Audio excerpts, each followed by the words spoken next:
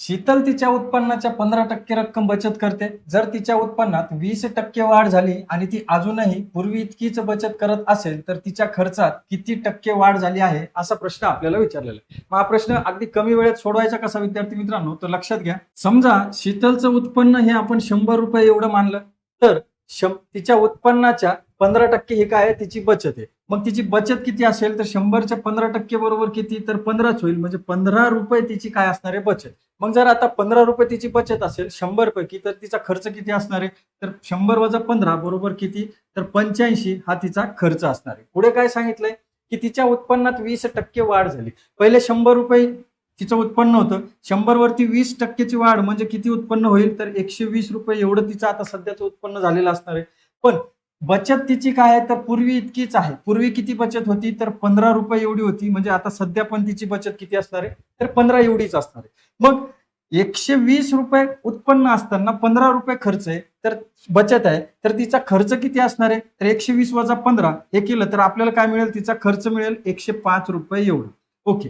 मग आता तिच्या प्रत्यक्ष खर्चामध्ये किती वाढ झालेली आहे, तर पहिले तिचा खर्च होता 85 रुपये एवढा आणि आता तिचा खर्च किती झालेला आहे, 105 एवढा. मग प्रत्यक्ष खर्चामध्ये किती वाढ झाली, 85 वरनं 105 झाले, म्हणजे 20 रुपयाची तिच्या खर्चामध्ये वाढ झालेली असणार आहे. आपल्याला काय विचारलं की खर्चामध्ये किती टक्के वाढ झालेली आहे.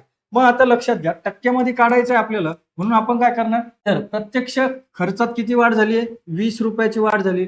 कशावरती, तर या 85 रुपयावरती 20 ची वाढ झाली, तेव्हा 105 रुपये खर्च झाला. मग छेदात काय घेणार आपण, तर 85.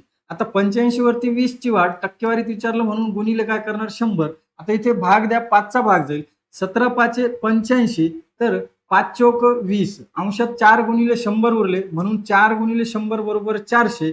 भागाकारात हे 17 ऍज इट इज घ्या. तुम्हाला हे सोडवलं तर आपल्याला आपलं उत्तर मिळेल. मग 17 ने 400 ला भाग द्या, 17 एक 17, 17 दुने किती होतील, तर 34 होतील.